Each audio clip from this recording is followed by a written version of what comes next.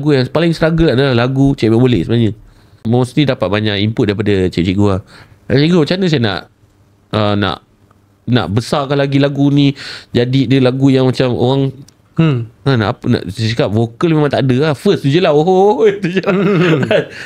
Macam dia cakap, saya pernah tengok M. Kilau perform. Pernah tu kat RTM lah. Selalu tengok dia perform kat situ lah. Apa yang hebatnya dia?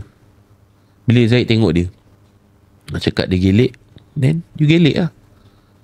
Lagi satu, baju dia. Tengok baju dia kilat. Tu lah Zaid request lah kat wardrobe baju kilat-kilat. Tu fikir balik, lagu ni bukan pasal vokal, lagu ni pasal karakter lagu tu. So bila fikir balik kan, aku main-main je lah atas tu. Aku dah tahu lah, macam bila lagu ni tak ada vokal punya markah, so aku target benda lain lah. So aku kat situ kira macam creative side lah aku lah. So buat. So jadilah benda-benda tu.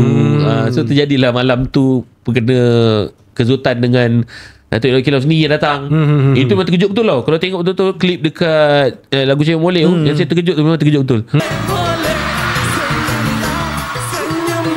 Sebab sebelum tu dah ada conversation dengan Datuk M. Kilau. Okay, macam kan sebelum kita nyanyi kita akan interview dengan Pak Delan.